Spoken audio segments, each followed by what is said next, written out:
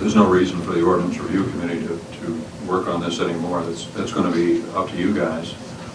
Whatever you decide to do with it, you don't necessarily need our involvement. Certainly we can be involved if you want us to be, but I think it's a workable ordinance.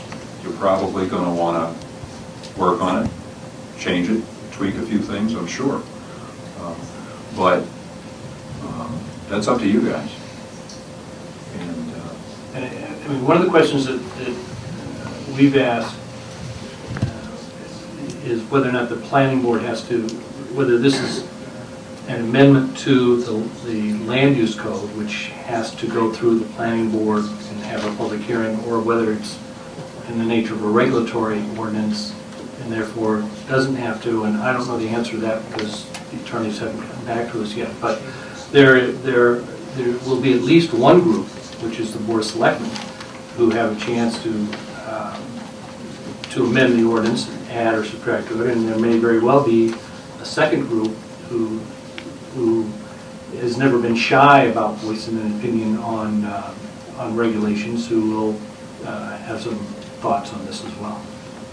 I'd like to add, the reason we brought this forward now was so that there'd be plenty of time between now and November to decide what you want to do.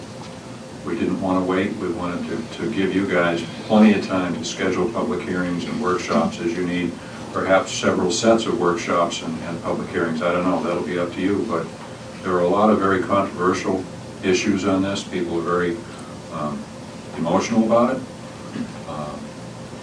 You're going to get a lot of input, and you should. You know, the public is very concerned about our groundwater, and I think we all are. We wanted to give you as much time as we could to make sound decisions between now and November. And I'm hoping that you do something between now and November. I mean, you might decide to do nothing, but I hope you take some kind of action on it, whether it's to shelve it or put it forward, either way. And another thing we did talk about was what happens if we just do nothing. Go with our current ordinance, which does not allow major water extraction. It's not allowed anywhere in town. It's not listed as an allowed use. What would happen? And we asked that question of Leah, and Leah said that would take a bit of research, and we did not feel that we should be committing on the Ordinance Review Committee the attorney to go off and do a bunch of research and chew up a lot of legal fees, you know, without, unless you guys agree with it. So that would be your decision. But it was raised as an issue by the public and by members of the committee. What happens if we just don't do anything? And it's a good question. Don't have an answer. Richard?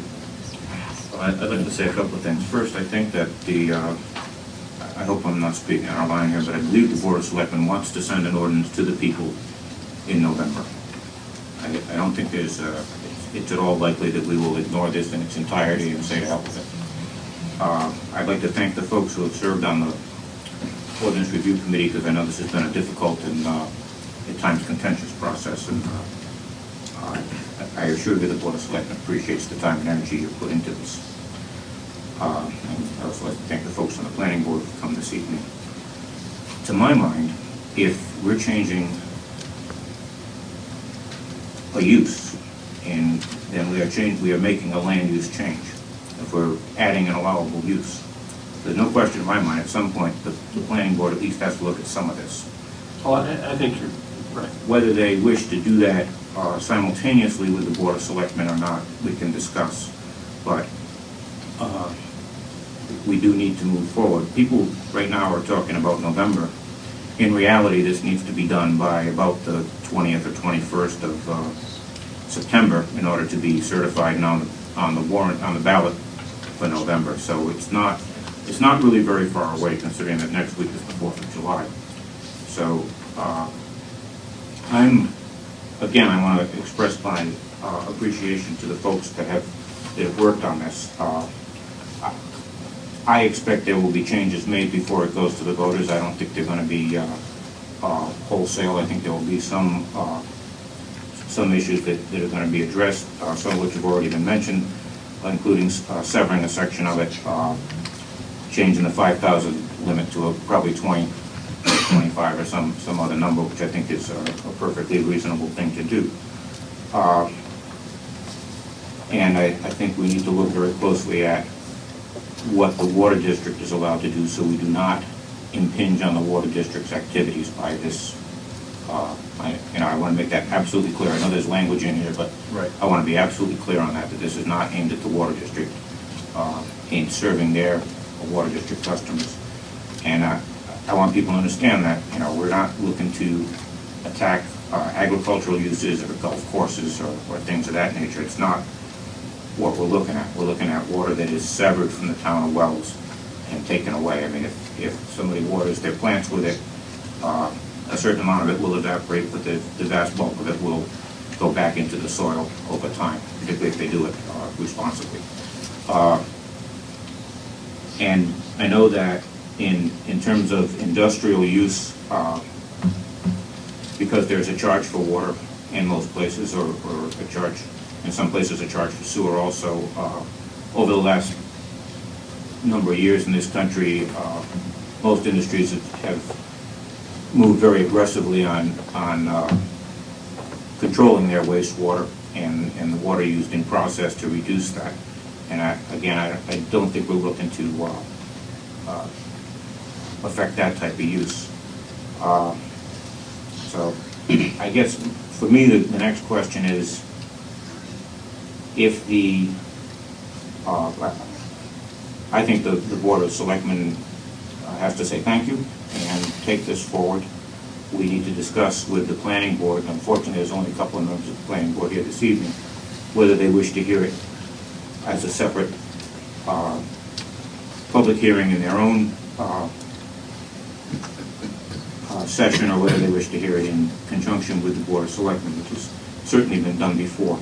There is going to be comment on this, and there will be comment certainly from the Board of Selectmen and quite likely from the Planning Board as well in terms of amendments and language. Thank you, Richard, for your kind words, and I'd like to thank everybody on the Ordinance Review Committee and our staff for all their support through this pretty difficult period of coming up with this ordinance. It's been a lot of work, and it hasn't always been pleasant, but I think it's a pretty good ordinance, and whatever you end up doing with it, I feel confident that you've got a good document to start with anyhow. In fact, I will move, when this comes before the Board of Selectmen, to sever the first section of this ordinance, which says that water extraction will be allowed in the following districts. That way people get to vote it up or down as to whether they feel that large-scale water extraction should be a permitted use, and then they can vote after that. Unfortunately, our attorney is not with us here tonight because she's on vacation this week, but I do wish to discuss it with her to make sure we're on the right track with that. Okay. So you feel it is possible to have a vote from the people first, Yes, versus just jumping right to the ordinance? I think a series of questions makes more sense than a large, multifaceted question. I think people can be very clear about what they want. Yeah. Okay. Thank you. I'm speaking to the same thing. Actually, I did submit a letter to the selectmen outlining some suggestions for options for a way to proceed on this issue. And my point is, I don't believe that the absolute dominion rule is the kind of roadblock that some people have presented it as. It may be an obstacle, but I don't believe that it's an obstacle that council and others can't find a way around. I think there are home rule provisions and other aspects of the law, and the town has the right to protect itself, and I think it can find a way to do so if it has the desire to do that. We know that 10 or more years ago, we fought off the LNG facilities. As I recall, perhaps the town had to spend $250,000 in that effort. My memory, I don't know if anyone remembers that figure or not, but on legal attorneys, legal fees and professional fees. And if we have to do that again, it may be in our interest to do so. I think the main thing is that rather than sitting back and let others call the shots, I think the town has got to assert itself, instruct its attorneys or attorneys to present its case and take action in a way that best benefits the citizens of this town. And whether that's by a prohibition or some kind of a cap that allows businesses to have a fair shot at water in the town, anything I think is, I'm afraid to say this with the committee here, but is an improvement over the regulatory ordinance that has been proposed by this committee, because it basically benefits one large corporation. Not be implemented by the Board of Selectmen. It has to go to referendum. Okay. I believe that's true, Richard. A major problem with this regulatory ordinance is that it's highly doubtful that it can protect the water supply of existing commercial businesses within the town, or the water supply of anyone who digs a well or hooks up to the water district after water extraction has begun. The reason that you can't guarantee protection to businesses or to post-existing users is that there is a state groundwater rights law that likely overrides anything you might write into this ordinance.